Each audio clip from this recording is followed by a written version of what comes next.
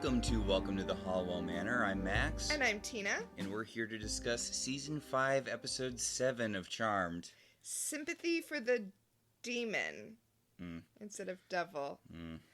Hey, you want to hear something unbelievable?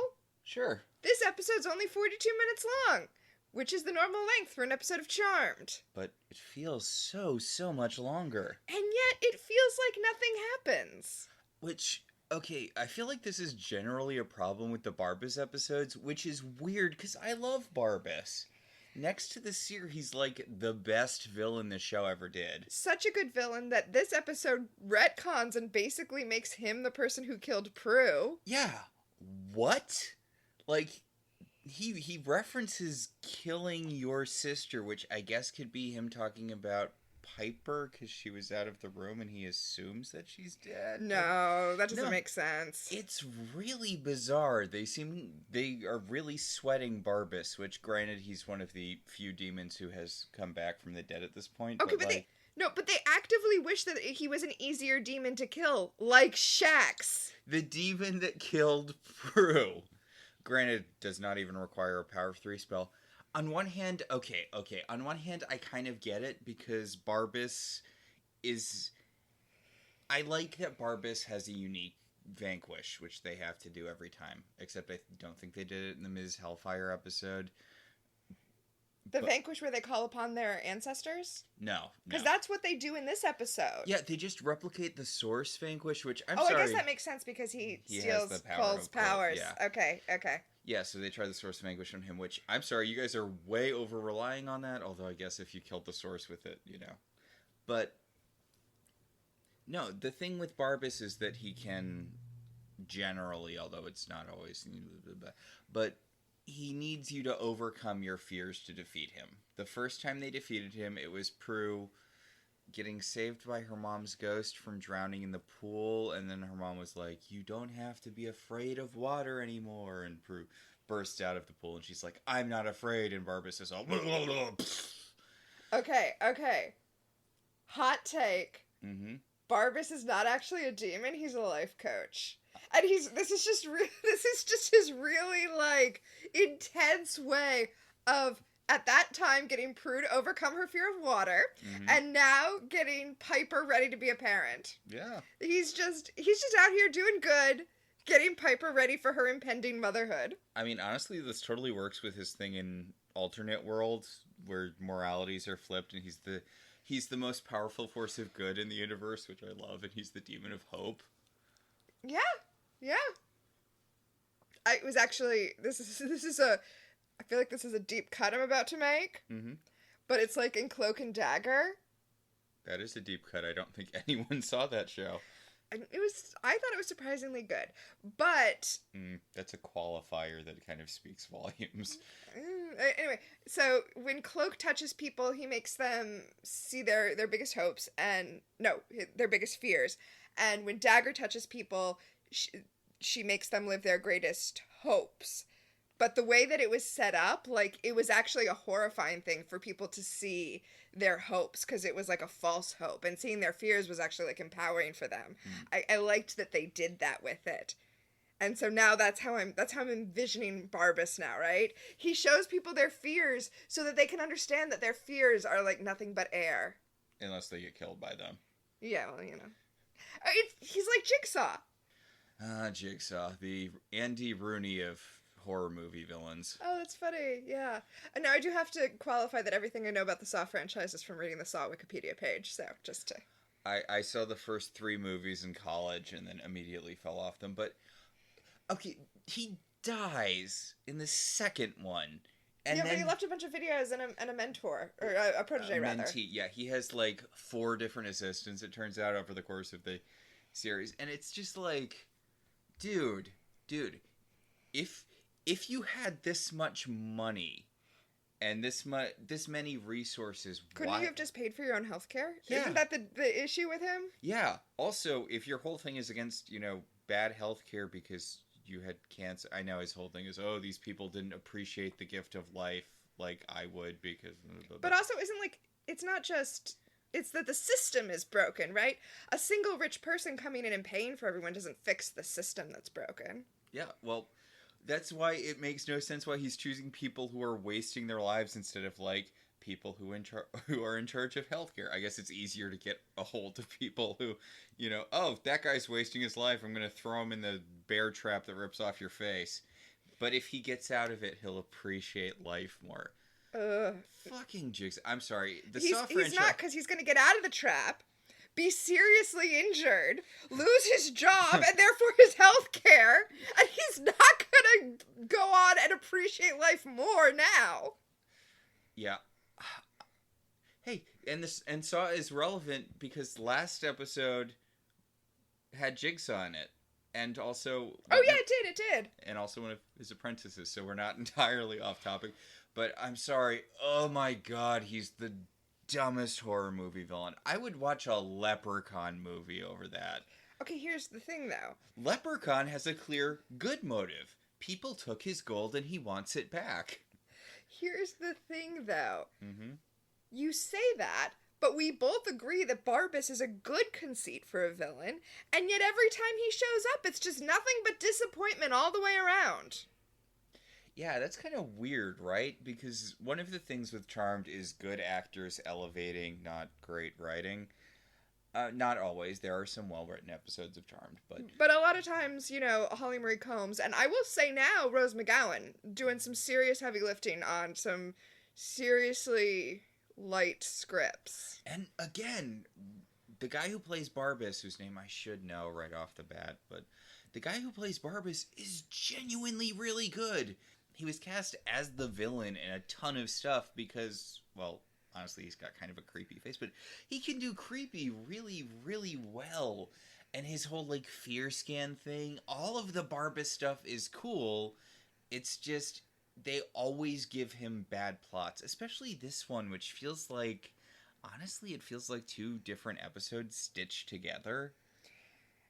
Yeah, it does. It does. Because, like, this is a 2-for episode. Cole gives up his ultra mega demon powers and a Barbas episode.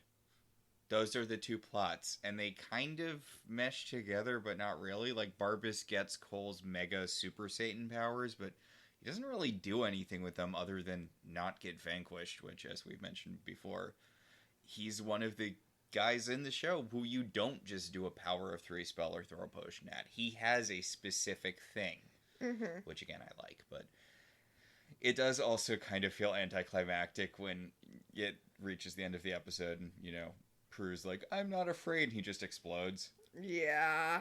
But yeah. It's the same thing with Freddy Krueger, though. Because every movie comes up with a bullshit way that they can beat him, and then it ends up not mattering because there's going to be another Nightmare on Elm Street movie, except not anymore because, Robert Englund is the only one who can play that character, and he's very old at this point. Remember they tried to reboot the franchise with Jackie Earle Haley? Oh, yeah, they did do that, didn't they? But they didn't settle on how it worked, which is weird because there were like 8 movies before that. But like at one point, a girl dies from getting slashed by him, but she picks up a knife while sleepwalking and cuts herself, and that's how she dies, even though that's not how it works. And that's not how it's shown as working in the rest of the movie, so why have the first kill be he's making her inflict the wounds on herself, even though that's not what's happening in the dream? Like, also, Jackie Earle Haley is good at what he does, but he is no Robert Englund. No one will own that character like Robert Englund. Yes. Yes. Well, I mean, it's like Indiana Jones, right? They keep trying to reboot Indiana Jones, and they keep putting an older and older Harrison Ford into it because none of the other people that they're bringing up are going to work. Okay, spoiler alert for the new Indiana Jones movie for anyone who cares, which is apparently nobody because it made like $4. But how weird is it that they went out of their way to establish that Mutt, Shia LaBeouf's character, was Indy's bio son in the 4th movie? They're like, this is the new Indiana Jones. He's Indy's bio son, blah, blah, blah, blah, blah. And then they offhandedly mention that he died in the Vietnam War in the 5th movie. I did not know that until you told me that, because I have not seen the fifth movie. That is honestly pretty wild. Yeah. Also, I looked it up just on the wiki, and he canonically has a sister because of apparently they did a couple of future episodes of the Young Indiana Jones show, and it gets mentioned that he has a daughter in the future. So that is canon to the Indiana Jones franchise. Just don't ever expect it to be mentioned in any of the movies. Okay. Do you consider Young Indiana Jones to be canon to the Indiana Jones franchise? You know what I actually do, even though I just said only Harrison Ford can do it, and that gives lie to what I said. Mm. Okay, so we just spent all this time talking about how this episode fails to live up to its promise. Mm-hmm. But before we get too far into it, I do want. You mean actually start the episode at all? Oh yeah, I'm not even ready to start the episode yet. Okay. Because I just wanted to say a quick thing about the WGA strike. Yeah. Because as weak as this episode was, I'm just gonna go ahead and blame it all on Brad Kern. Okay, that is our go-to move. That is the go-to move on this show. Because the writer of this episode, the writers and the actors, we would not be here talking endlessly about Charmed if it were not for the writers and actors. True. Whether or not you think that's a good thing is up to you. Yes. I'm aware that there are some people who really like Charmed who are not huge fans of our podcast because Whatever. of this. We have affection for the show. We like the show. It's just we're not going to pretend it's something it's not. All right, so the writer of this episode was Henry Alonzo Myers. I don't recognize that name. We are bringing back talking about who wrote the episodes. We used to do it, then we dropped it. We're bringing it back. Specifically because, we want to honor the writers. We support the union. Yes, all that. This is all a that good stuff. pro-union household. Yes, absolutely. This man is amazing. Uh-huh. He wrote on The Magicians. He writes on Strange New Worlds, which this season I think has surpassed Lower Decks as my favorite of the new Trek. I love the crossover episodes so much. It might be one of my favorite episodes of Star Trek ever. I know recency bias and all, but he didn't write the crossover episode, which is amazing, but he did write the body swap episode. Oh, so good. And he wrote 2 episodes you haven't watched, Charades, which I think I will show you because I just show you the ones that I think you'll like, and I think you'll like Charades. It's basically, it seems like Strange New Worlds has decided that once a season we have to do a weird shit happens with Spock episode, and that's this one. Oh, I'm gonna watch the musical episode when that happens. People are mad about that. Do you know how many awful episodes were in the original Star Trek? You're gonna be mad that Strange New Worlds is taking a swing? Oh, people are wrong to be mad at that. I'm super excited for a musical episode. No, Charades is the episode where Spock loses his Vulcan half and then he's just a human person. I don't know if you're joking or if you actually knew that that's what happens, because that is what happens. Okay, yes, that is what happens. That wasn't just a very uncanny I was like, that is amazing. But he wrote that episode. He also wrote Quality of Mercy, which is honestly one of the most amazing Trek episodes in the last 20 years. It's phenomenal. So that's why I'm just really comfortable blaming Brad Kern for everything we don't like about this episode. And in fact, you know what? There are some scenes in here where, towards the end, the stuff with Piper's fears in the second half, where it feels like a totally different episode. You mean the thing where she has that flashback with Grams and Victor? Yes, and I'm like, wow, this would definitely be my pick for telekinesis if there was any groundwork laid for this emotion, and if I didn't feel like, where is this coming from? So, again. Yeah. Power of the writers, failure of the producers. Yes. Okay, now let's get into it. Yes, we will actually get into this episode now. So the episode opens with Cole at work. Yes, Cole is having a bad day at the office. Okay, I know we talked about this a little bit before, but so it's not an all-demon office then. No, it's not an all-demon office. Okay, because we assume... I mean, insert lawyer joke here. Yes. But we talked about this a little bit before, because at first we assumed that the job that he got was fake, and he had just made it up to explain after he became the source where all of this, money was coming from. But then it turned out it was real, and there was actually an actual law office. I mean, I know that Paige was familiar with the law office, but we assumed that, but no, it's just a regular human law office, and he's just doing human law stuff? Yeah. Okay. But he's like trying to do good stuff so that he can show that he's good and win back Phoebe. I guess he can control people's minds, so it doesn't really matter that, he basically just does whatever he wants at this job. Also, remember how a couple seasons ago we were talking about how much this show was just trying to be Buffy? Mm-hmm. I know the time doesn't work out. I think this actually came first. But now it's trying to be Angel's evil law firm. Now he's trying to work at Wolfram and Hart. It's inverse Wolfram and Hart, because he's the only demon there. Yes. I do also appreciate this scene. He's at a conference table with the other lawyers, and he's reading about shipping manifests and environmental regulations and things like that.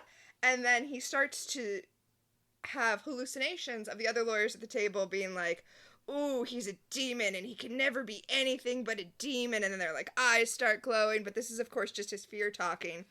But I like to imagine that poor Cole, after centuries of being a demon, had to sit down and actually do, like, document review. Like, really boring shit that is the majority of your job if you're a lawyer. And he's just like, oh, this is mind-numbing. I'm just going to imagine my colleagues as demons. For reference, look up the song "Don't Be a Lawyer" from Crazy Ex-Girlfriend. It is so catchy, and it is a really good way of dissuading you from becoming a lawyer. Also, it's like 100% accurate, definitely. But yeah, okay. So this is Barbas. Barbas is messing with Cole's mind. We don't know it yet, but Barbas is making He's making Cole hallucinate that everyone is talking about how he's a demon and how he can never be good. Blah blah blah. So Barbas's superpower is basically gaslighting, huh? Yeah, I mean, I don't know. Gaslighting is I think too commonly used. I wouldn't say it's gaslighting. It's more like intrusive thoughts. Barbas's superpower is intrusive thoughts. Bringing them to life. But speaking of what their powers are, like Cole is super powerful, right? Yeah, you're thinking it's weird that he's not catching on that someone's playing mind tricks on him. I feel like Barbas shouldn't even be able to affect him, but whatever. Yeah, you'd think immunity from this sort of thing would be one of the powers you'd want, especially in the Charmed universe where everyone gets possessed every 15 goddamn seconds. He just has so many powers. And speaking of, so the two lawyers that he's hallucinating are talking about him being a demon. He freaks out and he fireballs them. And then, like, his hallucination clears up and he just sees that it's just two humans looking at him all weird because he didn't throw a fireball, he just waved his hands at them. Which now makes me ask, why didn't Barbas have him kill humans? Because later on in the episode, Barbas is going to make Phoebe hallucinate that Paige is him so that she almost kills Paige. Yeah. Like, you know what would really fuck up Cole's life? If he fireballed two of his colleagues! Yeah, that would... although apparently they're just letting him do whatever he wants, so... Yeah. We have all these notes for Barbas. We're like, Barbas, we're here for your performance review. We've seen what you've done, and look, we're really impressed by your power level, but we've got some notes. We've got some notes on your execution. So Cole enters his office only to see Phoebe there, and he's like, oh, Phoebe, it's horrible. I think I'm going crazy. And she's like, yeah, I'm crazy too. Crazy for divorce. Yep. She's got her divorce papers, and she's like, Cole, sign this so that we're not married anymore because you're an evil demon. And here's the thing. This is Barbas in his head, but also this is legitimately exactly what Phoebe would say were she there. Yeah. You know, it's very much like that line from Futurama. I don't remember fighting Godzilla, but that's exactly how it would have happened. Yeah, I mean, Phoebe's been hardcore pushing for divorce all season and harping on the fact that Cole's a demon and he'll never be anything but a demon. And Cole responds to this by being like, let's see how demonic you think I am if I start strangling you! Which is honestly kind of chilling. We talked about this before, especially because in the Siren episode. And he tried to choke out Phoebe in that episode. And again, if you're mind controlling Cole, he has fireball powers. Yeah, but this is another thing that we talked about in Once Upon a Time. Yeah, the difference between fun fantasy violence and horribly uncomfortable real-world violence. And, choking someone is that uncomfortable real-world violence. It doesn't land here for me, but, that's where it's going. And then, of course, it's not Phoebe. He was just hallucinating. It's actually his paralegal who freaks out and runs out of the room, understandably. Also, blonde, so consider yourself lucky here, secretary lady, paralegal. I mean, I don't think he says what she is. I assume she's a paralegal, but some manner of support staff in this law firm. I'm sure whatever her job actually is, he treats her like a secretary. Yeah, because he's got that, like, 1950s vibe going on. Also, if you're a fan of Sweaty Cole, this is a good episode for you. It's not as sweaty as he was back in the episode where he was... God, the early Paige episode where she and Phoebe switched bodies. Mm-hmm. And Phoebe was, like, training with him in the basement. And they were, she was in her sports bra and her action panties. And he was, shirtless and oiled up.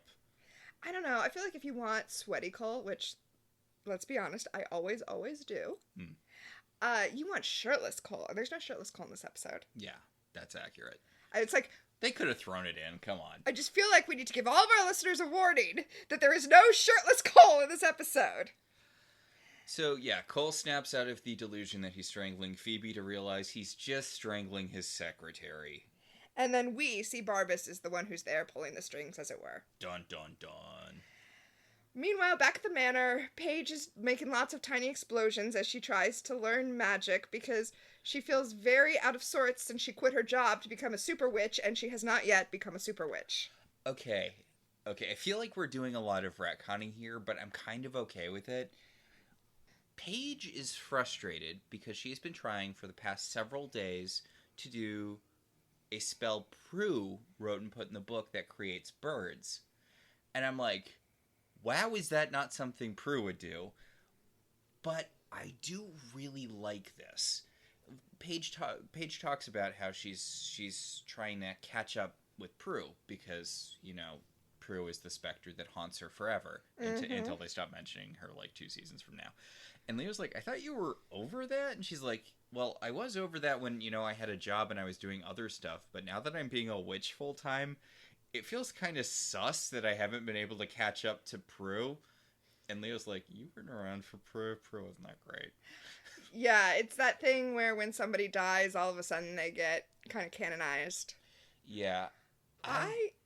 Again, this plays back into what I wish they had played up with Prue more in the last season she was in. Because they had this sort of plot where she was getting paranoid and she was doing like more and more magic to try to protect the family, except she had no consistent plot, so that wasn't a consistent thing. But if that had been a running thing all season up to the season finale where she died, I feel like maybe Paige would have a little more, Prue had done all of this stuff. But as it was, Prue honestly kind of experimented with magic the least out of the sisters. And if anything, Paige is taking over not Prue's role, but Phoebe's role. Phoebe was the one who loved magic, who wrote spells, who did all the stuff that Paige is doing now, and that's why Phoebe's been pushed into being the career one, which was Piper's thing, and now Piper's being pushed into the mother role, which was nobody's thing.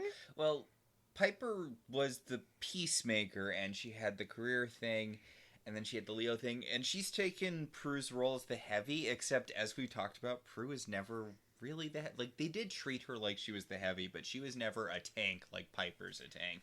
Okay, so if we're going to do the traditional witch triumvirate of Mother, Maid, and Crone, I think we're actually looking at a situation here where Piper is the mother, obviously. Yeah. Where Phoebe is the maiden, right? She's the young career woman who's like out there doing it. But she's given up on love. I think that would make her the crone, right? No, see, I think Paige is the crone because she's the one who cares about magic and who cares about, like, the history. So even though she's the youngest, I think Paige is the crone in this triumvirate. It's just a weird thing thinking about it. And thinking about how their roles have shifted since Prue left. Because when Prue was here, Prue was, I guess, in the mother role because she was mothering the rest of the...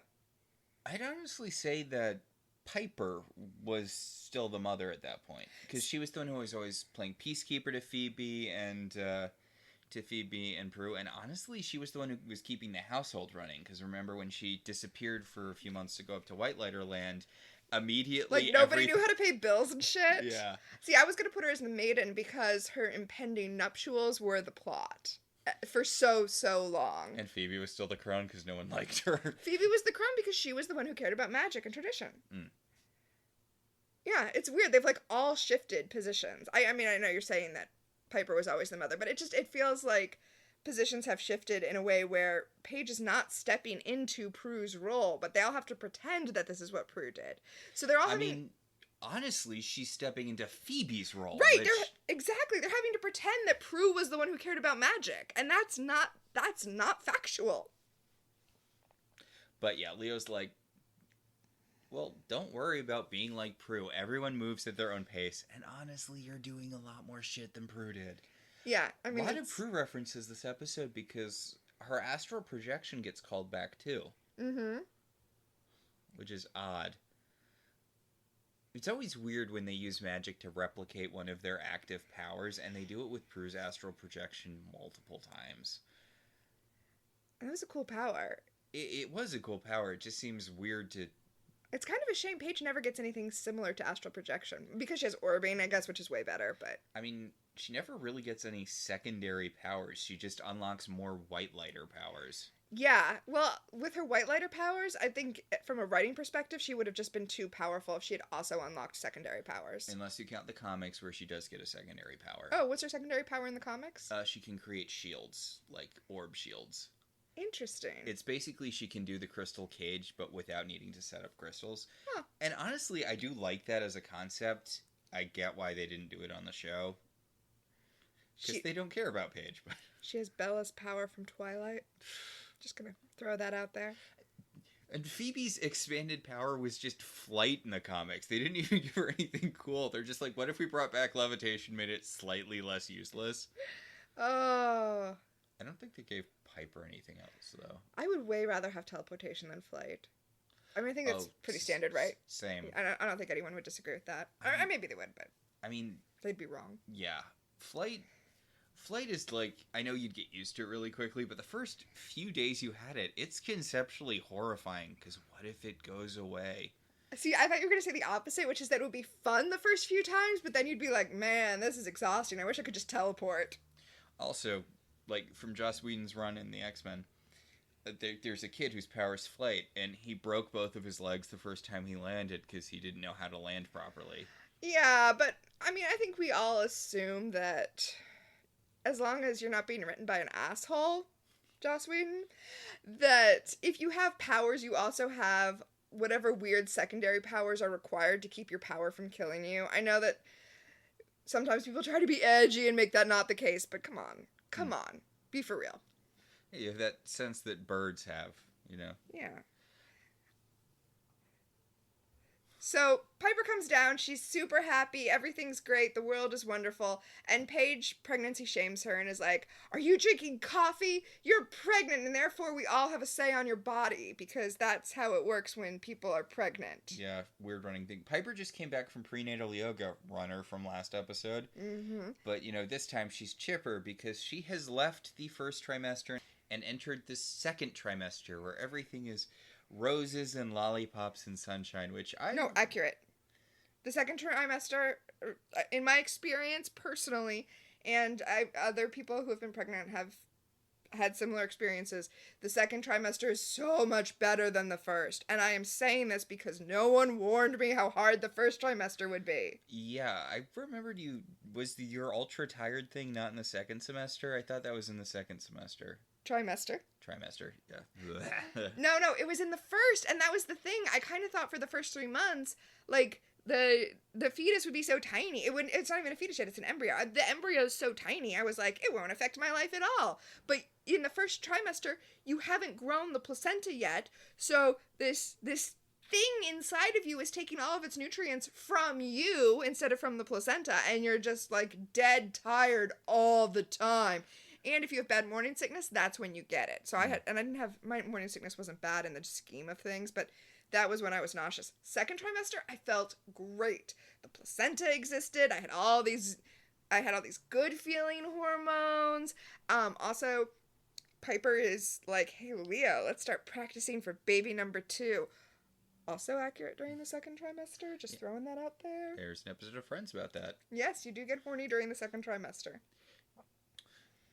Sadly, no poster of Evander Holyfield for our standee. Yeah, I did not have an Evander Holyfield standee as Phoebe and Rachel both use in Friends. Yeah. But yeah, Piper has had a sudden shift in temperament now that she has entered the second trimester of her pregnancy. But speaking of shifts in temperament, her horniness is curtailed by seeing a spider, the thing that we all know she's super afraid of. Yeah, we all know Piper's well-established arachnophobia. She inherited Prue's fear of water. That's why she cast that spell in that one episode to remove her fear. And then her mother even appeared to her, just like with Prue. I think we're just recycling scripts at this point. But I mean, I guess that wasn't necessarily a fear of water so much as Leo telling her that she was going to die for 30 minutes straight at the beginning of that two-parter. Right. I do have to say that I was thinking the exact thing that Paige says, which is, you are a witch. Why are you afraid of spiders? Hurry the fuck up, girl.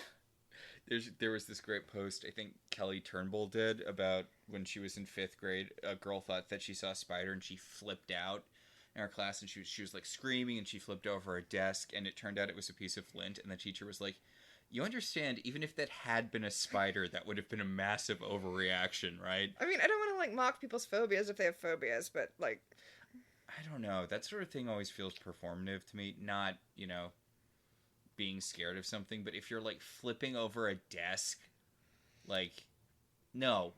Leave the room if you're scared. Mm-hmm. Like, that seems like, that does not seem like a natural reaction to fear. Yeah. Anyway, but... I mean, I don't want to police people's reactions, but yeah. But Paige is like, it's just a little spider. You murder sentient beings all the time. What's the big deal? And Piper's like, it's not just that it's a spider. It's what a spider foretells.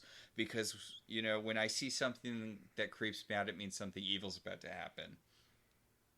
Okay. And then Cole comes in. Yes, I'm sorry. Then Cole comes in. But also, like... evil stuff happens to you every week, Piper. Literal demons are constantly attempting to murder you. You can stop seeing omens at that point. It's just demons. Speaking of demons, Cole comes in and he's all frantic because he's seen things and someone's after him. Blah blah blah. We all know what's going on with Cole. But let's throw this mermaid back in the water is going to be once more the attitude the Charmed ones have with this. They are, like, just not here to help Cole out, which I guess is fine. He did try to kill them for a long time. Speaking of not here to help Cole out, Phoebe is on a 3rd date. Yeah, we have never seen this guy before, and she's already on her 3rd date with him, and oh my god. Okay. I mean, let's hang on to this for No, that's not... I was not going to go to the premonition place, although, yes. No, he's like, it's the 3rd date. You know what that means. We're gonna kiss tonight. Oh, I'm sorry. Are you in middle school? What in the church youth group is this? Oh my god. The first kiss on the 3rd date? God. You should be at least onto your 3rd orifice by then. I'm sorry, was that too gross for this podcast? I don't think I've ever... my parents listen to this, but whatever. My parents listen to it too. I'm sorry about that joke, but I'm not cutting it. They can skip ahead if they want, but I don't think I've ever waited for the 3rd date. My god.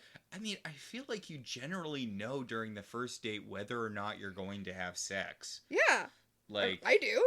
And again, you do you. Yeah, like, there's no specific speed you need to move. It's perfectly fine to hold off. We're not judging it. We're making jokes, but we're not judging anyone who waits to get more physically intimate with a partner. I just refuse to believe that Phoebe's one of those people. Of course she isn't.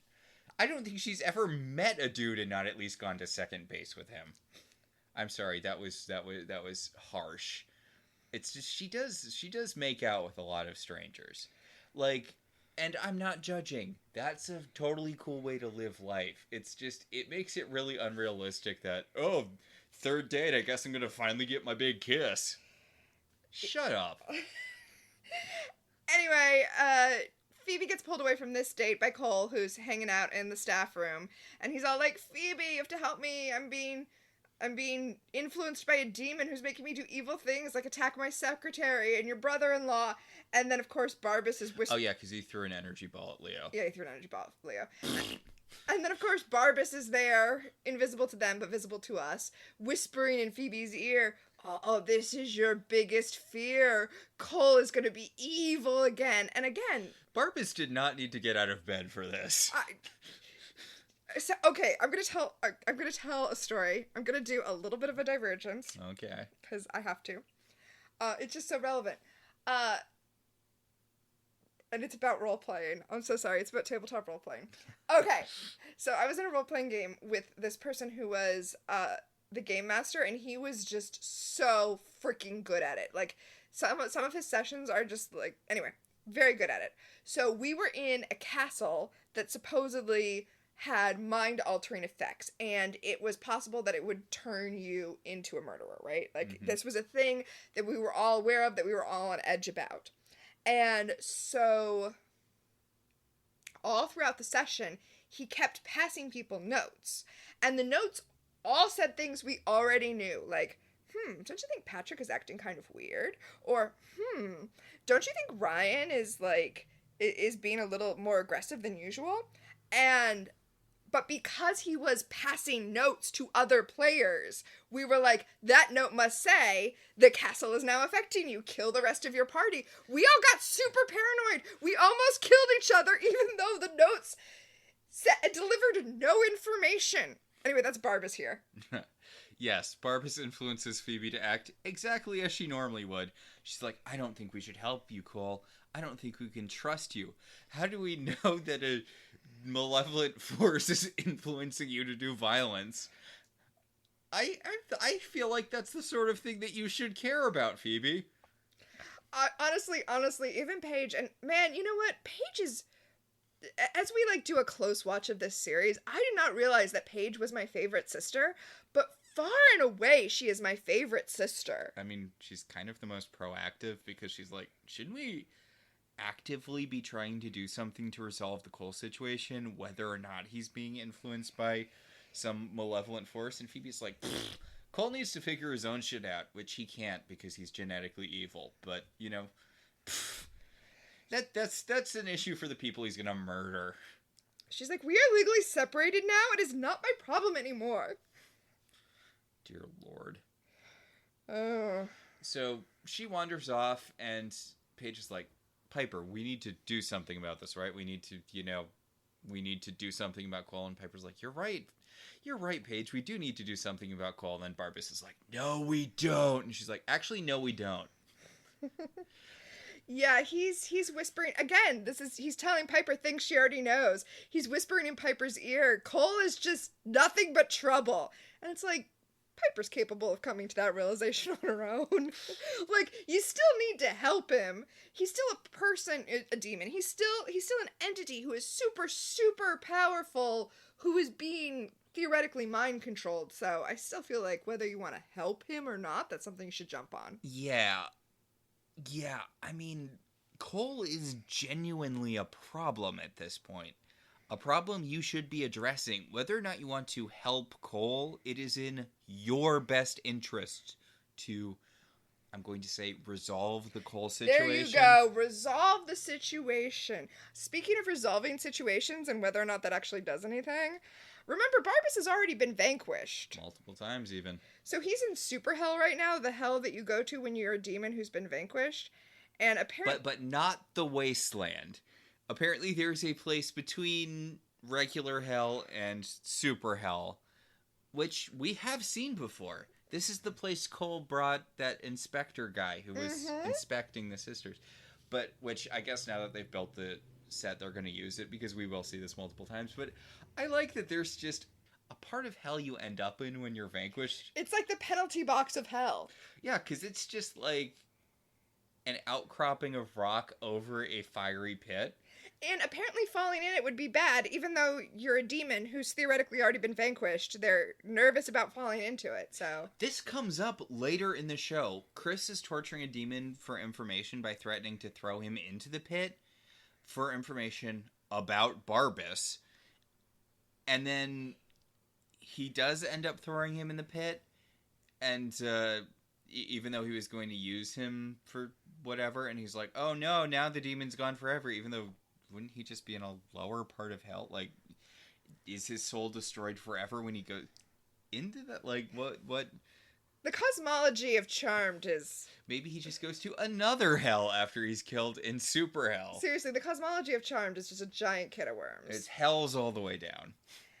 So there's another demon here who apparently has the ability to project his spirit out, and he taught Barbas how to do that so that Barbas could... defeat the charmed ones. Yeah, I don't think we actually mentioned Barbas and this other demon are here. Right. So, yeah, this other demon taught Barbas how to project his spirit out so that he could influence the charmed ones, so that... Question mark, profit. Question mark, getting out of the hell penalty box. I guess it's not super hell penalty box. I guess this is intentional. Yeah, this is intentional. Barbas is manipulating the situation so that Paige will remove Cole's powers. Then he'll suck in Cole's powers from this ledge, and then he will use Cole's super powerful superpowers to get out of super hell. That makes sense. Cole was able to use his powers to get out of the wasteland, so Barbas should be able to use them to get out of something slightly above the wasteland, but below hell? Yeah. Yeah. You know what? I'm not going to fault Barbas. Solid plan. Yeah, it all tracks. I also really like how Barbas has, like, no ambitions as a demon. It's really pleasant that he does not give a shit about underworld politics. He just wants Cole's powers for the express purpose of getting out of super hell. That's it. Like, he doesn't even use them that much in the rest of the episode. But, yeah, he is... You know, he bleeps back. He sends his spirit back to the surface to spy on Paige and Leo having another conversation about... Oh, okay. Again, Paige saying what I'm thinking. Because Leo comes back. He's like, yeah, the elders don't know anything. And Paige is like, oh my god, what a fucking surprise. The elders don't know anything and can't help us. Okay, why are the elders not keeping more of an eye on Barbas? Like, I know he's into... Because they're useless! They are useless, but, like, later, when Leo is an elder, Barbas tricks him into murdering other elders. Which also, Barbas is powerful enough to fuck with the elders. He's a guy you would keep your eye on. Huh, that's interesting. I wonder if Barbas started out... Yeah, you know what? I feel like Barbas has always been that level of a guy. Yeah, he feels like it. I bet and I think the only reason the Source never, Zankooed him is because the dude has no ambition. Yeah, he doesn't care about rising up in the demon ranks. He just wants to be left alone to inspire fear in other people and, like, feed on it. Yeah, I remember there was a thing in the first episode about how he was banished for, like, 1,300 years until he could kill 13 witches every, time in a comet or something. I feel like that immediately went out the window with his next appearance. Maybe... Where he hired an assassin to kill 13 witches. I don't know, maybe it's just that it worked. Maybe he was like, whatever. Maybe he just killed the 13 witches off screen. Well, no, I just mean he was theoretically banished for, like, striving too hard with the other demons. And he was like, yeah, you know what? Not worth it. Not worth it. So, Barbas comes up and he's whispering to Leo and Paige, which, by the way, Leo is being a dick without needing Barbas whispering in his ear. Leo's like, your sisters want you to drop it, you should drop it. And she's like... He reminds her, majority rules in this household, which only ever seems to come up when there's one sister who needs to be ganged up on for an episode. That was the reason Prue created duplicates of herself in the episode of that Enchanted Sword. Yeah, majority rules if two of the sisters want to mean girl another one. And then, of course, Barbas is whispering in Paige's ear. He's like, you're not as good as Prue, the dead sister you never met, and therefore you can't refute me because you never met her. I feel like he's kind of taking some liberties with what the whole, like, fear whispering in your ear thing is, because he's like, I bet if you stripped Cole of his powers, your sisters would be super impressed with you and they'd know that you're actually as good as Prue. Which I'm like, that's not really inspiring fear, but okay. Honestly, this is what we're talking about Barbas having the possibility to be a really good villain, because Barbas could be anxiety, intrusive thoughts. Like, Barbas could be a really great metaphor for all of these things, but then he just kind of loses the plot. Okay, I'm sorry to be a huge nerd for a second here. Go for it. But Wait, what? I know, shocker. One of my favorite comic book moments is in Al Ewing's New Avengers, where he has Billy Kaplan, Wiccan, Demiurge. He's possessed by this like demon chaos god from the future that's been worming its way into his head over the course of the series, and he ends up confronting it, and it's attacking him psychically, and it's like, I'm causing you to drink deep of the well of poison thoughts. And Billy Kaplan, at first he's like, he's being overwhelmed by this, and he's like, wait a second, this is anxiety. This is your big weapon? A voice in my head that doesn't like me? Because, his thing has always been, he has anxiety, he has depression. And it's this great moment where he's like, I've been dealing with this since I was a kid. You've got to be shitting me. Right? It's like Bane, right? I was born into the darkness. Yeah. Honestly, it's a fantastic moment. But Al it's Ewing's Al good. Ewing. I'm not surprised. Yeah. But yeah, no, these things are effective weapons. Anxiety is an effective weapon, and I mean, it's a bummer that we have to go to, oh, spiders, oh, Paige is suddenly claustrophobic. Yeah, it's weird that they had to come up with fears when all of these women have legitimate fears that could be brought up here. I mean, honestly, he should have stuck with the Prue thing. Obviously they don't have Shannon Doherty, but if her thing this episode was being haunted by Prue's ghost, and it was becoming more and more literal over the course of the episode. Mm-hmm. Well, he makes people hallucinate. He could have made her hallucinate that her spells were not working. Yeah. That's if I was Barbas, that's what I would do. But I guess we're just different. And the same thing with Phoebe. Instead of her thing being, oh no, my new boyfriend is evil, why wasn't the illusion, if she's scared of losing herself to what happened with Cole, why isn't that she's evil again? Why wouldn't that be the fear? Right? Because that is Phoebe's fear. Like, that's what's been established as Phoebe's fear, right? She's the one who has the tendency to go evil. She's the one who is the queen of hell. And she's the one who, in her past life, was evil. So, yeah. And the same with Piper. Eventually we get to her being afraid of the whole motherhood thing. But first we have to do spiders? Yeah. Again, the reason that this episode isn't good is because it could have been so much better. Especially because he taps into a big part of Piper's character motivation, which is her fear of abandonment. It's been a thing since the beginning of the show. Okay, but even then, they highlighted her fear of abandonment with her father. And that's what I'm saying, and I'm jumping ahead a little bit here, but that's what I'm saying, where I don't feel like they laid the groundwork enough, because her fear of abandonment should be her fear of her mother abandoning her when she died, and her fear that she's going to do the same to her child. Yeah. Which, again, how can you be a mother if you never had one? Mm-hmm. Also, like, we know, obviously not in the timeline that ends up happening as per the end of the show, but we know in Chris's timeline, she did die when he was 14, like, which is mostly grown up, but, like... I mean, no, you need your parents when you're... Yeah, you need your parents for a while. Like, you... I think 14 is actually one of the more vulnerable times to lose your parents. Yeah, which explains a lot about Chris. And Paige. Yeah. Yeah. How weird is it that she... I mean, I guess it makes sense. The fact that she mentions in the episode where, we deal with her parents, she mentions that she got into college off of an essay about their deaths. Mm-hmm. I mean, I guess that makes sense, but that seems really more like... Honestly, that should have been the time freeze because I feel like that was definitely a plot thing at the time where it was like something really tragic happens to you and you write your college admission essay about this tragic thing that happened to you.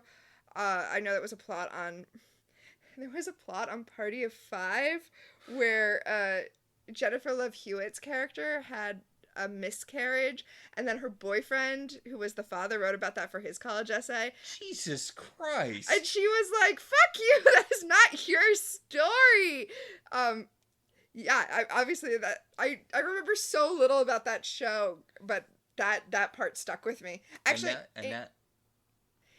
the plot point stuck with me, but now that I've said it out loud, I'm actually not sure if that happened to Jennifer Love Hewitt or Nev Campbell's character. One of the characters that happened to. That was also later recycled by Tim Buckley into the iconic Control-Alt-Delete comic Loss. I'm sorry, is that not the plot of Loss, essentially? Yes. I can't imagine trying to explain Loss to someone who's not very, very online. Nope. Because... Nope. It's like trying to explain the Colleen Ballinger ukulele apology to somebody who's not very online. There's just too much context you need. Well, especially because a miscarriage is such a huge thing. Like, and I'm going to make a very bizarre comparison here. Chili's implied miscarriage in Bluey. Uh-huh. It's something that is never textually stated. That the mom dog in Bluey has had a miscarriage. Although it's so heavily implied that it might as well be. Yeah, it is very, very clear from a lot of things that happen with the adults that goes relatively understated that at some point Chili lost a baby. And it's weird because it's such a maturely handled thing in this show for toddlers. And it's just implications, but it's clearly there. It's really weird that there's this piece of media that deals with a lot of the emotional fallout that goes with that kind of loss.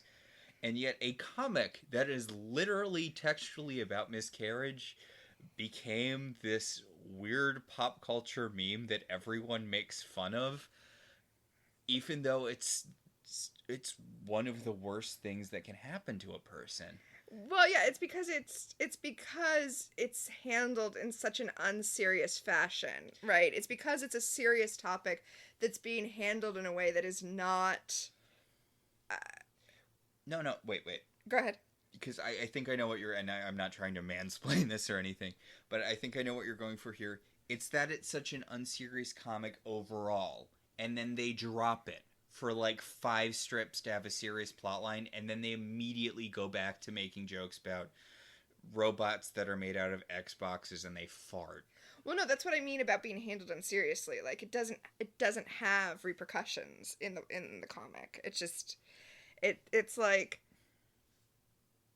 and you mentioned Bluey. A show like Scrubs can do that transition between comedy and tragedy really well and really powerfully, but this is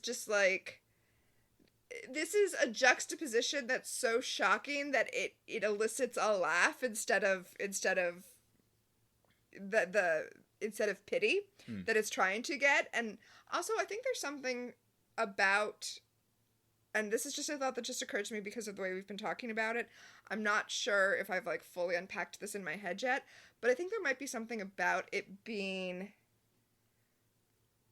from the point of view of the male character, right? It's his story that's emphasized in the comic that somehow makes it even less. That's what made me think about it when you said Party of Five. Yes, yeah. That's what had me start unpacking that. Anyway, that's not what's happening here. Yeah, no. God, we went very off track there. Also, I want to just say for the record, Tim Buckley's doing a new Control-Delete that's like a superhero comic, and it's actually not that bad.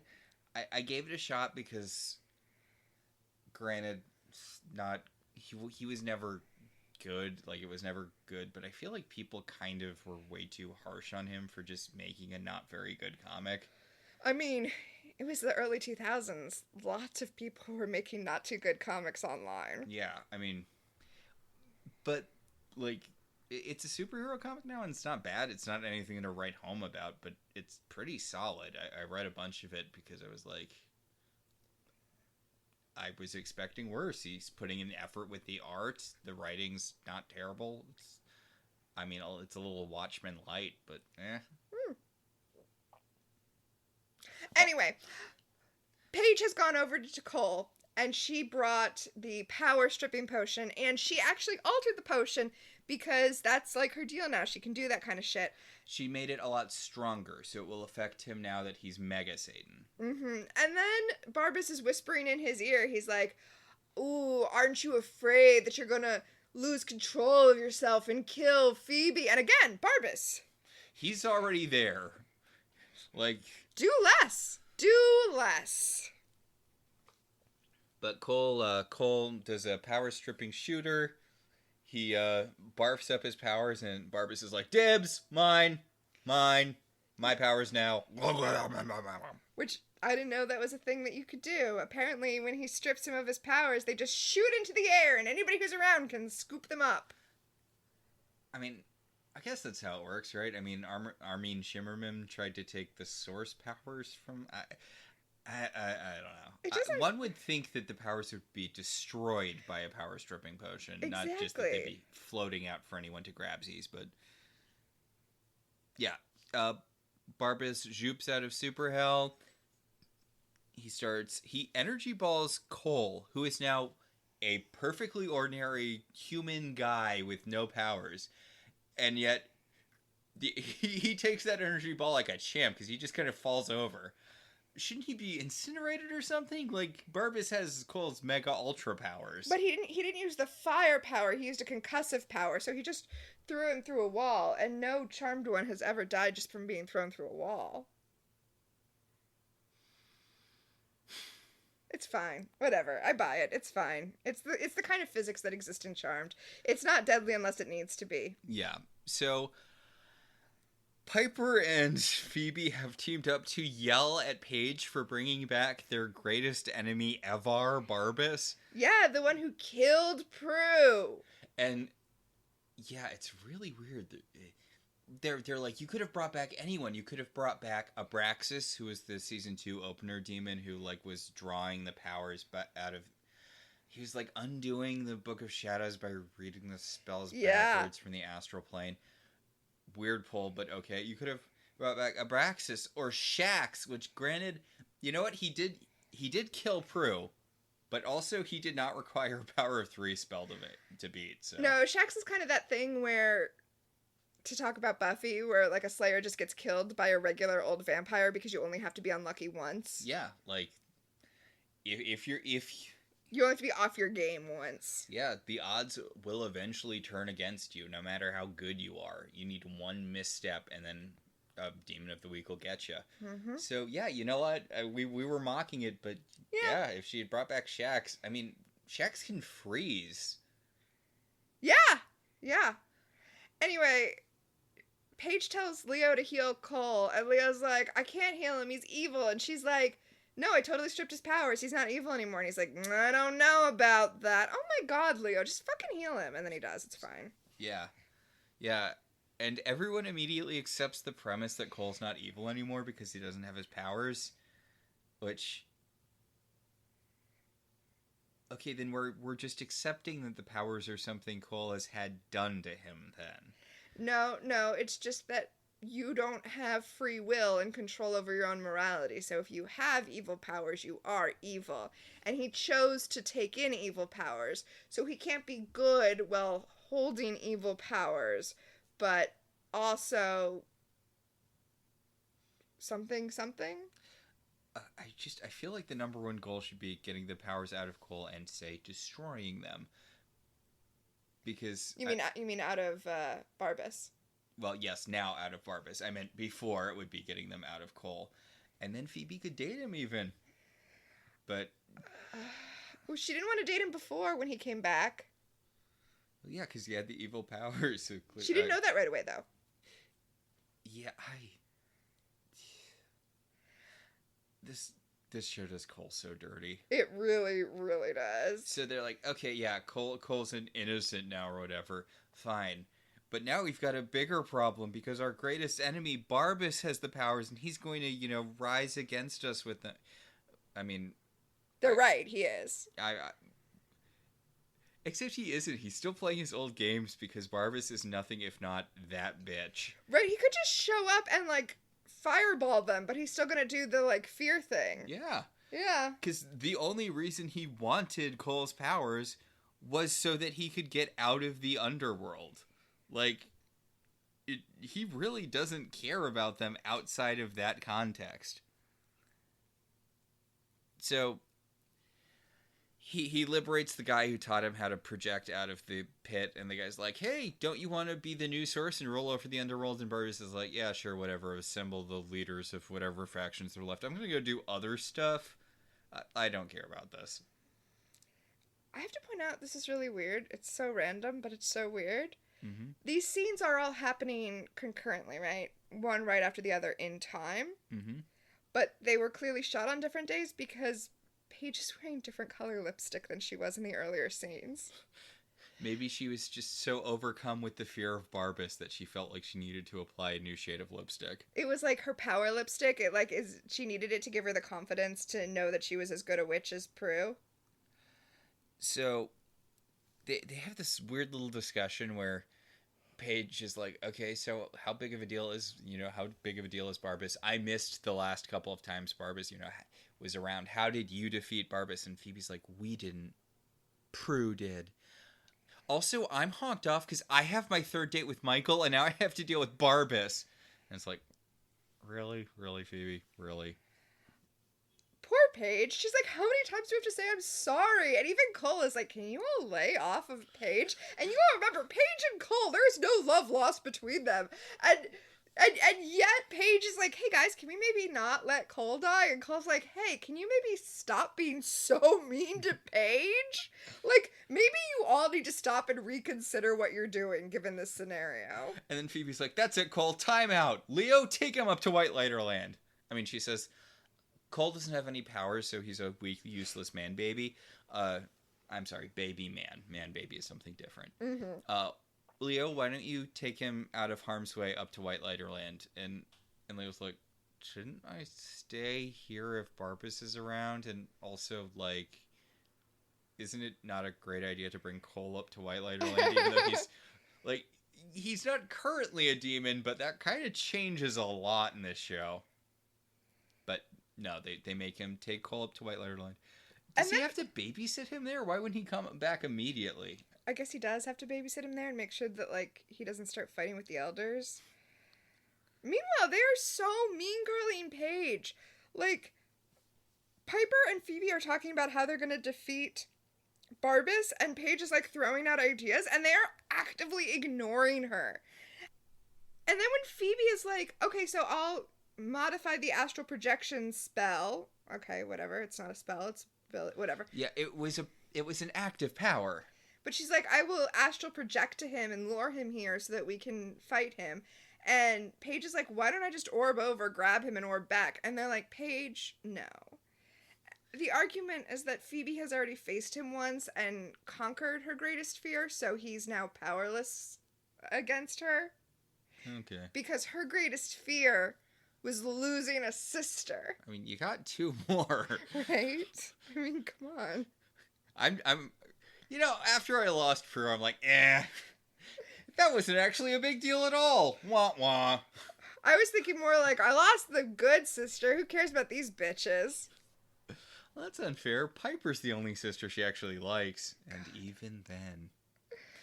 But yeah, they're going to have Phoebe cast the astral projection spell and be like, nah, you can't get me. Lure Barbas to the attic and then just do the Source Vanquish on him. Because you know what? It worked on the Source. It worked on Cole.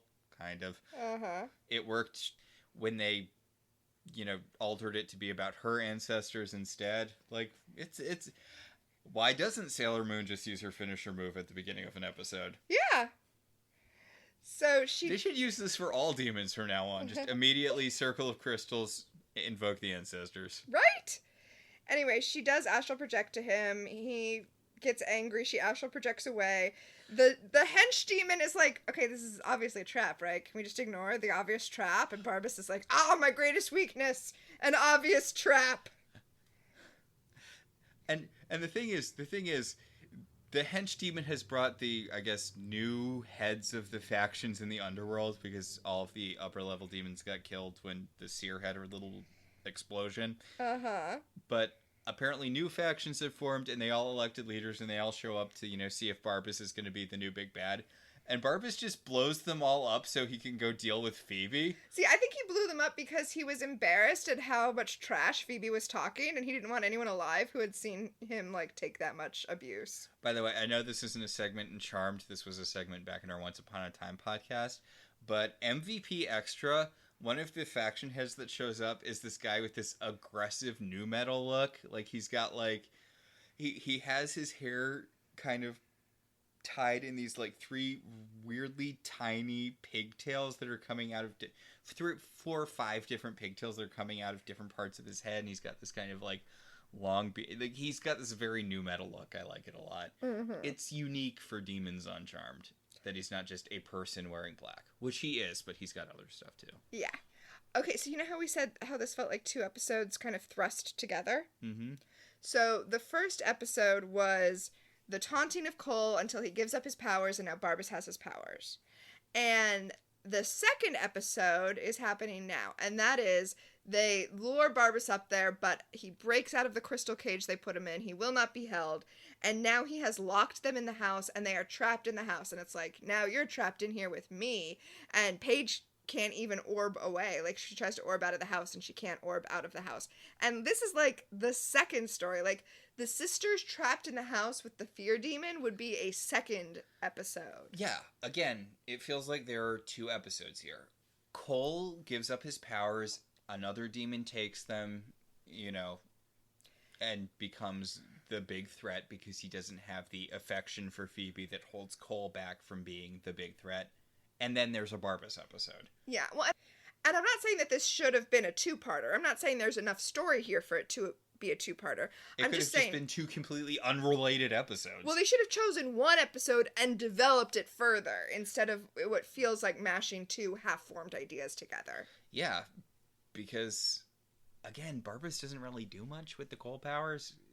He's just doing his Barbas shtick. Piper tries to blow her way out of the house, but she can't, and suddenly she's seeing spiders everywhere. Also, Piper, Paige couldn't orb out of the house. You think you're going to be able to explode it? Come on. Come on. No, I totally believe Piper thinking that. Yeah, I guess. So, Paige is seeing the walls close in on her and crush her to crush her to death because she's afraid of small spaces. Yeah, apparently she's claustrophobic now. And Phoebe's boyfriend runs into the house, and he's like, "Hey, Phoebe, I'm here, and guess what? I'm a demon. Look, my eyes are doing the demon thing. Wah, wah, wah, wah." And Phoebe's like, "No, not again."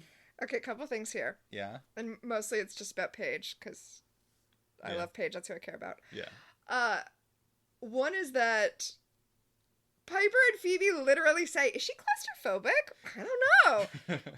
And the other is that the room that she's in when she sees the walls start to close in on her is the nursery. So you think it wouldn't take very long? The nursery was a closet. The hallucination Barbas actually gave her is that the nursery was much, much bigger. And then he made the walls feel like they were closing in by slowly removing that hallucination. Yeah, if we'd started off with just the closet, then, it would have been like...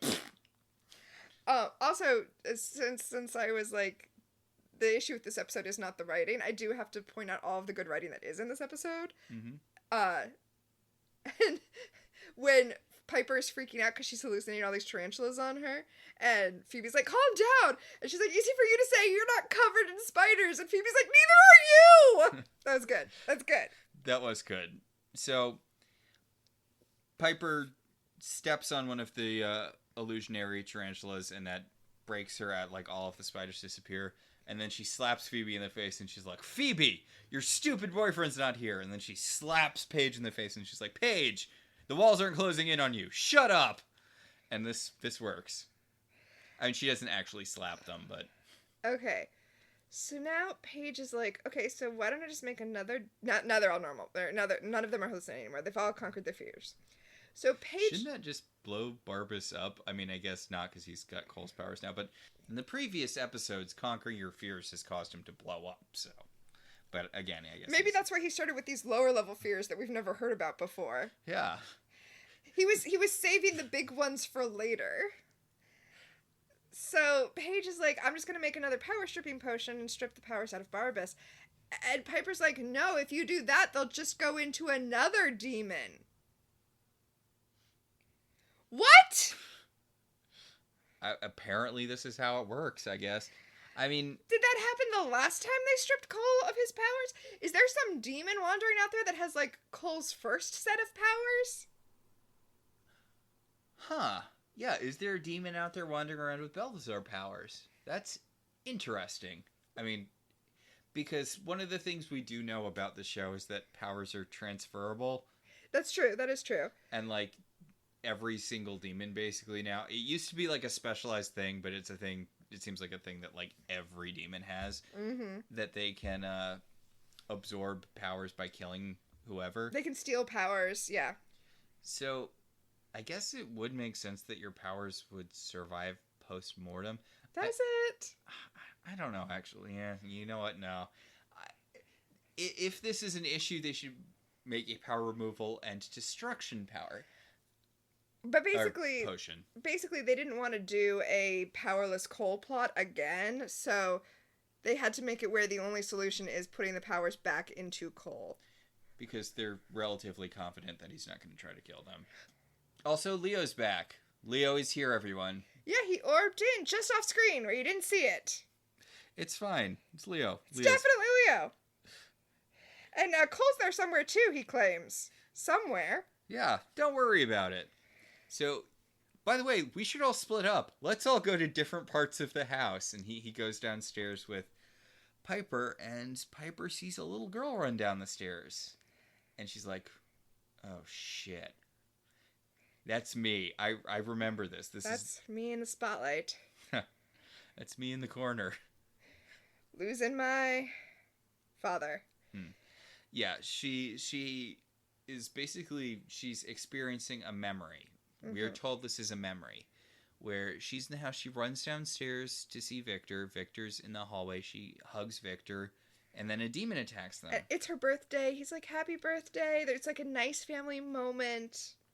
And then a demon attacks. And Grams kills the demon because Grams is awesome. She doesn't need the power of 3 to kill demons. Nope. She blows up the demon, and Victor's like, what the fuck, Penny? And Grams is like, what? I killed him. And he's like, I can't have my children in a house where people are constantly trying to murder them. And Grams is like, it's their destiny for people to constantly try to murder them. I mean, I would argue they're the charmed ones. People are going to try to murder them all the time. In this house, they're with somebody who can apparently just blast demons away without even trying. So maybe Victor needs to calm down. I've got our secret power about this because I feel like this represents a pretty heavy retcon. Yes. That they've been playing with for a little bit now, but I feel like this is sort of where it really comes into focus, but we'll talk about that later. For now, we're back up in the attic where they're brewing the power stripping potion again, except, Barbas is whispering in Phoebe's ear that Paige is actually Barbas. Okay, no. So Barbas is like standing where Paige is. Like Phoebe is seeing Barbas instead of Paige, and she's like, "Where's Paige?" And he's like, "I killed her with her fears, just like I did with Prue." Okay, whatever. He says, "Just like your other sister," which and then implies that he killed Prue, but.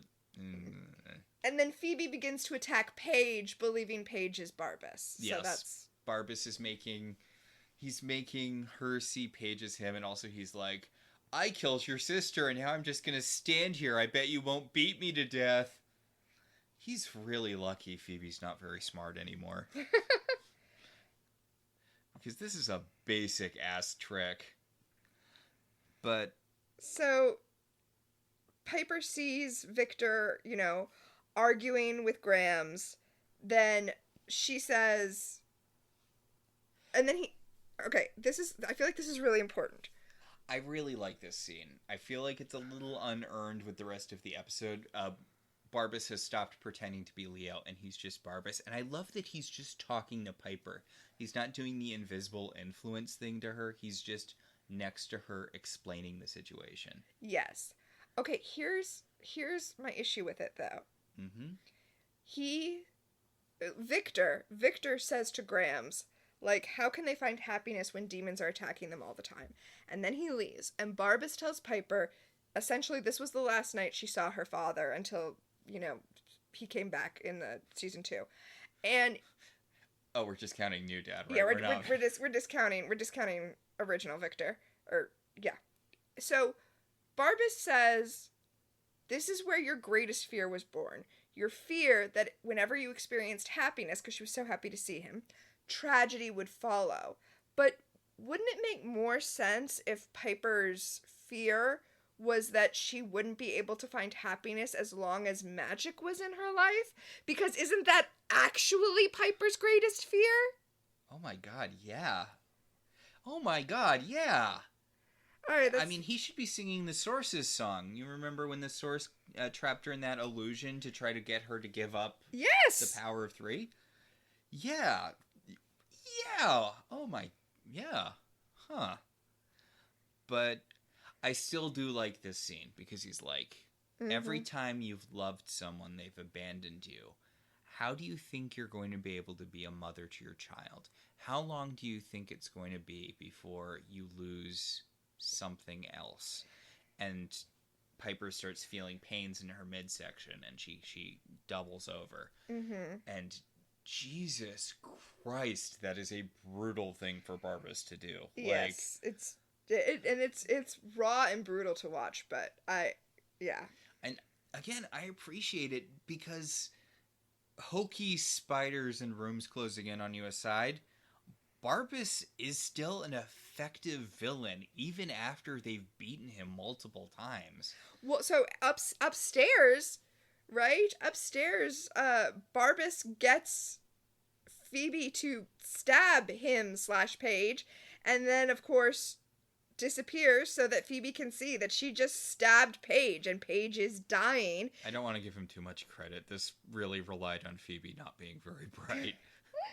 But yeah, no, Paige is dying now and Leo can't orb in and save her. Because Barbas is like, what are you gonna do? Stab me. Here's a knife. And Phoebe's like, there's nothing suspicious about this. Stab, stab, stab, stab, stab. And then it was Paige, but like, really, Phoebe? Really? And Barbas does say to Phoebe the thing that I was saying before, right? He says, oh, right, losing a sister isn't your biggest fear anymore. Your biggest fear now is that you are evil. Look how evil you are. You just stabbed your sister. Yeah, because she thought she was you. Again, this is a good concept. It's just you didn't do anything with it. You just tricked her into stabbing someone. You should have made her think that she was starting to kill Pete. Like, I mean, are you saying Barbas' tuxedo mask here? But you didn't do anything. Phoebe probably would have stabbed Paige anyway. You could have done nothing.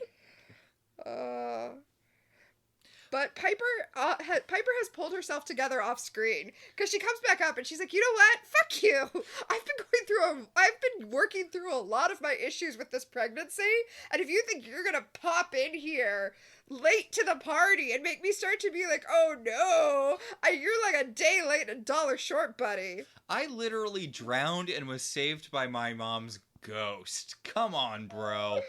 Oh. And then, this is actually kind of a cool scene, too, because Barbas voops away, and Piper is kind of trying to talk Phoebe down from all of this. She's like, listen, you need to know that you're not evil to conquer your fear of being evil.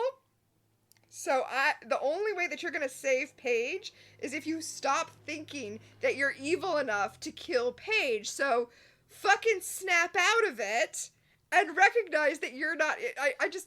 She basically yells her out of her fear.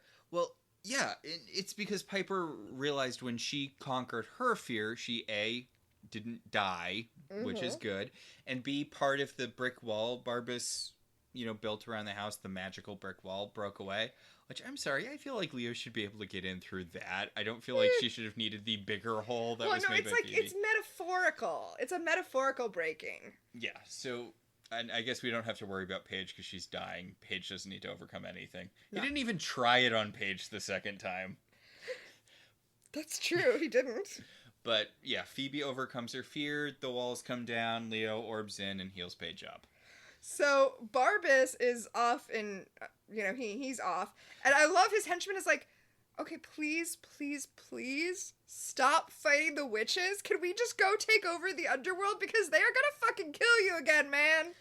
Yeah, like, you need to rule over the underworld. You need to claim the Source's throne and put everything in order, because if not, factions or whatever. And Barbas is like, hey, you remember earlier in the episode when I said if you helped me out, you'd get your reward? And he's like, no, because Tina and Max completely forgot to mention that. And he's like, well, earlier in this episode, I was like, stick with me and you'll get your reward. And he's like, I ask for nothing. And Barbas is like, and you shall receive it in abundance. I was going for a Jafar, your eternal reward. Oh, yeah, okay. But yes, also. You went Aladdin, I went Rocky Horror. Yes. Yeah. But yeah, Barbas energy balls the guy. Yeah, actually, Barbas does not energy ball the guy. He's like, hey, bro, do me a solid. Throw an energy ball at me. And the henchman's like, why? And Barbas is like, no, dude, trust me, it's going to be super hilarious. And the henchman's like, okay. And he throws an energy ball at him, and Barbas just redirects it into him. And the guy explodes, and he's like, see, it was super hilarious. I do love Barbas, kind of. Like, yeah. It's so extra. It's Jack Donaghy getting Will Arnett's character to send the letter that ended his own career. In 30 Rock, yes. Yeah. Why did you make me send the letter? I was just mean. So, you said that Barbas did not go after Paige, but actually he does return to the attic now that everyone is gathered and Paige is healed. And he smashes the power stripping potion that they made. And he turns to Paige and he's like, you're no Prue. Yeah, Prue could have thrown the liquid at me, but you can't. And Paige is like, no, I'm pretty sure I can. Liquid! And the potion gets on him. He barfs up the powers and they floop back into Cole. Because Cole's like, by the way, I've accepted that my fate is to take these powers because I'm the least dangerous person to have them. I had a character arc or whatever. That was him absorbing powers, not him about to explode. I know I used that for about to explode. But then he does throw an energy ball at Barbas. Yeah, because Barbas is like, energy ball? And Cole's like, nah, energy ball. And he blows him up. And Barbas explodes pretty good, but we have not seen the last of him.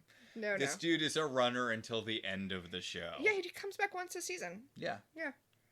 Like Ethan Rayne was going to until he didn't anymore. Yes. It's really weird that canonically, we're accepting the Buffy comics as canon, right? Yeah. Canonically, he died in initiative holding. Like, that's just a like that's a sad ending for him. Yeah, like he got murdered in an initiative holding cell. That's the end of Ethan Rayne. That's sad. Hopefully, down in Super Hell, he can team up with some demons who help him get some power so he can come back. Maybe Janice will do him a favor. He's a worshiper of chaos, right? Yeah. All right. So, back at P3, we're going to do a wrap up where Phoebe is on her now 4th date with this guy. And the guy's like, so what do we got on the 4th date? Wink, wink. And Phoebe's like, yeah, wink, wink. Sex, probably. Well, they kiss. Because they didn't actually kiss on the 3rd date. Oh, yeah. Because it got interrupted by all of that. And he's like, and she's not worried that he's a demon anymore. Yeah, he's like, aren't you worried about kissing me? And she's like, I'm not afraid. Because I learned a lesson this episode about not being afraid. Boo! I'm sorry, does this count as one of Phoebe's needing to learn how to love again moments? I think it does. They're just cramming that in out of nowhere at the end of the episode. By the way, I learned how to love again. I learned how to open my heart to love, or whatever her thing constantly is in this show. But yeah, everyone has overcome their fears. Piper's not afraid of abandonment anymore. And we cut to Paige successfully performing Prue's bird spell. Yeah. Yay! everybody kind of overcame their issues this episode. It's a happy ending. I think what bothers me about this episode is that this could have been a really good episode. Like, if Barbas, again, if the whole episode had just been a Barbas episode, we didn't have any of the Cole stuff, if he was just in hell projecting onto them, and he was making Phoebe worried about becoming evil, making Piper worried about everyone leaving, abandoning, about magic taking away everyone she loves. If it was about Paige, being afraid of falling short of Prue, I still hold that he should have had like a Ghost of Prue thing. Yeah. Well, okay, so there were some really great moments in this episode. And since we know from his later work that Henry Alonso Myers is really great, I'm willing to chalk this up to the old school, we need 24 episodes a season format, and therefore we don't have time to really break an episode, with the kind of complexity that it deserves. Which again goes back to, you should give the writers in the writers' room what they want, and then you'll have good TV. I mean, it seems pretty basic to me. So much like the Charmed Ones, we have our own power of 3. The first power in our pack is Premonition, who in this episode was, or will become famous. Okay, this is so weird. It is so weird to see this guy in a basically nothing role. In, like, Phoebe's nothing love interest, who we've never seen before, who we'll never see again, I thought you were winding up to a thing about, like, Barbas's assistant demon, but no, you're talking about the obvious one here. Yes, he does nothing comedic. It's so weird to see Ken Marino doing nothing comedic. You know Ken Marino from stuff. He's in a lot of stuff as more than a hey, it's that guy. Yeah, no, you know who he is. I think probably would say Party Down is the thing people know him best from, or possibly Veronica Mars. I would say Veronica Mars over Party Down. I feel like Party Down was kind of a niche show. He's also, I guess so. Also, although he's the agent in the other two, I think that's the thing you would know him from most recently. The guy who's apparently based off of a real dude. Yeah, that's based off a real dude. What's his name again? Skeeter? Yeah, the character in the other two. Scooter. Yeah. Skeeter's the real guy. God. Yeah, you've seen Ken Marino in stuff. He was in Burning Love. He was the firefighter in Burning Love. Yes, he was. He was in Wet Hot American Summer. He was the main guy. That was an ensemble movie. Yeah. He had his own TV show with Casey Wilson called Marry Me that was totally underrated. After Happy Endings, and I think of that show as like the spiritual successor to Happy Endings. It's like if Penny went off and actually found somebody and like what her engagement was like. Yeah, like it's really weird to see him in a non-comedic role. He has no jokes. It feels wrong. It's like weirdly wrong. Like he's just some guy. Also, I'm pretty sure he's reoccurring. Like, I think he might only get one more episode, but I do not think this is the last we've seen of Ken Marino on Charmed. Oh, really? That's wild. But yeah, I was happy to see him, even though he didn't actually get to do anything. You're right. He's in next week's episode as well, although that's all he's in. I remember why that's all he's in, too. Oh, no. Yeah. Oh, no. Yeah. I'm sorry, this is a little out of order, but let's talk about next week. Mm-hmm. Next week's episode is called A Witch in Time. Like a stitch in time, but it's a witch. Mm-hmm. And the Peacock description is, Phoebe repeatedly saves the life of her new boyfriend. A warlock steals the Book of Shadows. Oh, so we're just rehashing that thing with Andy from the first season, right? Yeah, this was literally the season 1 finale. And spoiler alert, it ends up pretty much the same way. Oh, poor Ken Marino. Hopefully they let him crack a joke. Second power. The second power in our pack is Time Freeze. What, if anything, specifically dates this episode? Actually, I don't really think anything. Yeah. Paige isn't like, oh no, one of those cats with one of those cat clocks. Ah! Yeah, this episode's pretty timeless, actually. Yeah. Yeah, nothing particularly dated it. That will bring us to the third power in our pack, telekinesis. What, if anything, genuinely moved you this episode? You know what? I said that it wasn't a real telekinesis, but talking about it again, you know what? It was Piper's dream hallucination about her childhood. Even though I have issues with it thematically. Yeah. Holly Marie Combs brings the drama, as always. She brings the acting. Mm-hmm. And that actually leads us very neatly into one of our secret powers. As time has gone on, our powers have grown. And one of those new powers is molecular combustion. What broke apart continuity? And so there's actually two things in this episode. Yeah. And obviously the first we talked about at length, which is apparently now Barbas is the one who killed Prue. Yeah, which, okay, sure. I mean, no, yeah. But, it's offhand enough and it doesn't really come up enough. So, it is discontinuity, but fine. The second thing is, okay, so they knew they were witches then. Because this is definitely, Piper is older than she was when Graham stripped her powers. Mm-hmm. But they didn't know about witchcraft when the show began. But apparently they did. She should not have this memory. And we are assuming this is a real thing that actually happened. Yeah. Also, okay. Also, Victor was out of their lives by this point. Victor should not have been there. Okay, I'm actually willing to give this one a thing, because it was Piper's birthday and she was so happy to see him. I'm willing to give it that he had already left, but he came back because it was Piper's birthday, and then when he left, that was actually the last time she saw him until she was an adult. Yeah, because we knew that there was the big split when, when Patty slept with Sam. Yes. Although we knew that they weren't living together anymore when she was pregnant with Phoebe, although God knows enough stuff from that 70s episode has been dropped, so we can basically assume it's non-canon at this point. That was still old, Dad. Yeah. But also, it's not mentioned here, although it would have really fit with the thing, but it's been established, or maybe it hasn't at this point. I'm sorry, this is the bad thing about me watching Charmed on a loop over and over again, but it gets established that Victor did not want to leave the girls. Yes.